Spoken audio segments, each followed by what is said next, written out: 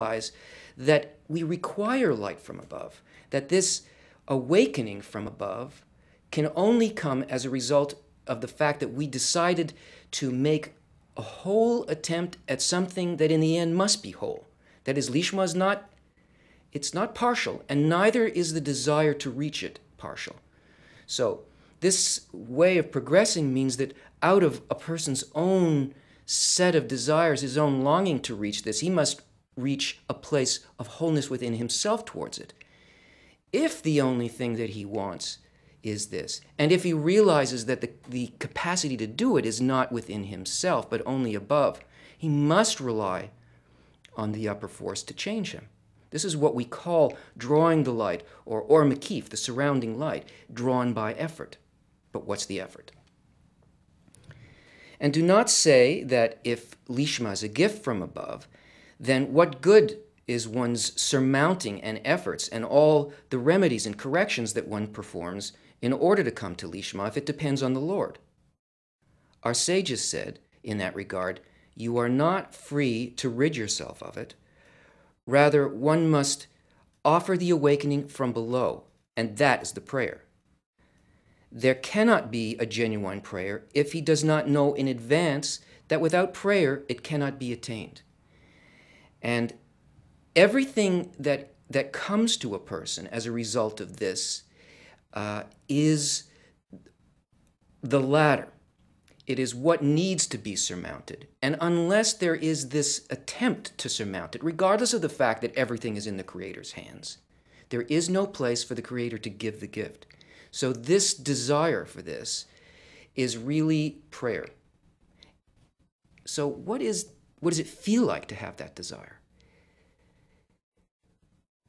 If a person attempts it, they try to look at their actual intention when they're doing something, when they're receiving a pleasure, when they think about another person and they do some kind of act for it.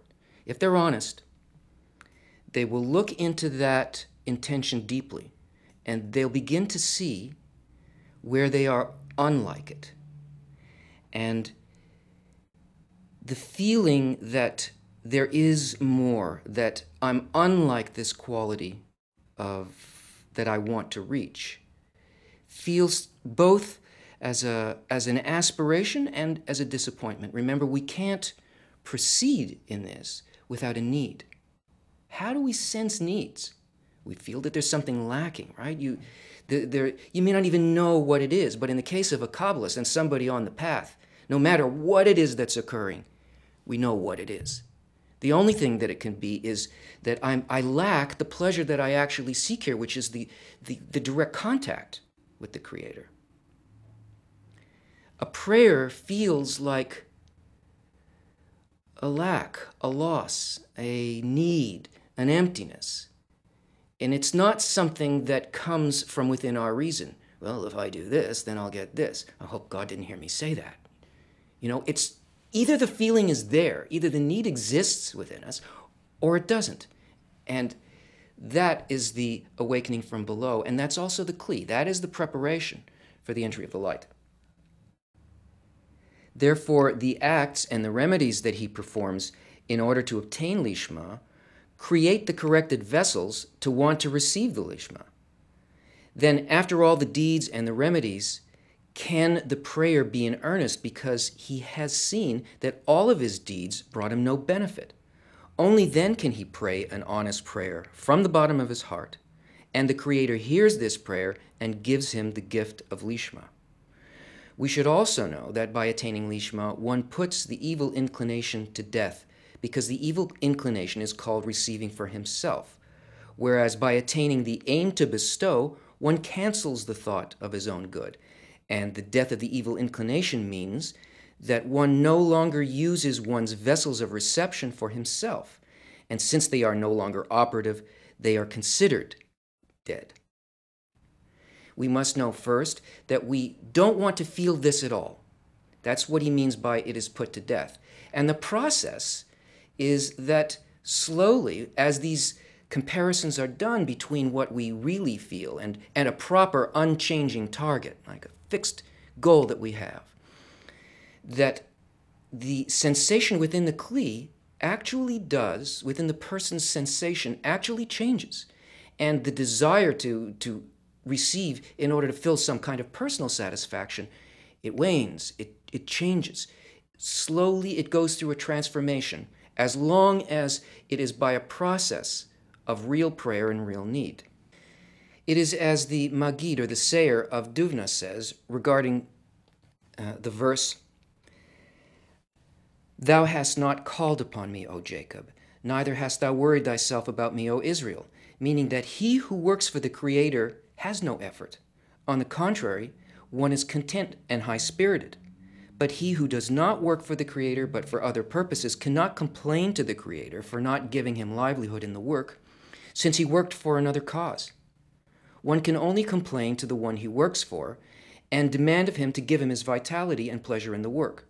It is said about such people, "Anyone that trusts them shall be like them that maketh them." And he's speaking here about idols. So the work that has to be done needs to be done only for this goal of Lishma, for the reaching of complete intention of bestowal.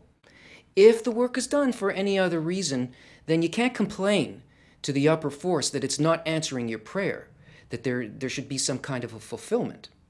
Also, it's only work here in our lower nature for which we require some kind of payment or personal fulfillment. The work done for Lishma in reaching a sensation, imagine it, reaching a sensation of experiencing everything for the benefit of others without a thought for oneself. This is in our intention.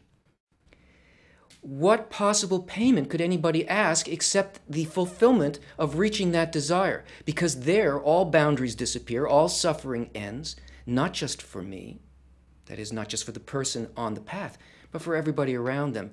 100% effort, external, internal, is being put into the well-being of all life. So the payment for on the path of Lishma, even though we find ourselves differing from this quality and maybe feeling kind of an emptiness or suffering at the moment that we realize, oh no, I'm still not at my goal, I still haven't reached that place.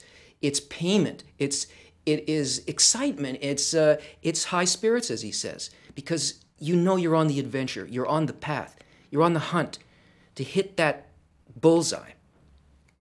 Do not be surprised that when one takes upon himself the burden of the kingdom of heaven, meaning when he wants to work only to bestow to the Creator, that he still feels no vitality at all. This vitality should compel one to accept the burden of heaven, and one should accept it coercively against his better judgment, meaning, yeah, even if you're on the path, what should happen is that your sensation of being fulfilled by anything other than that, it just wanes. And a person proceeds against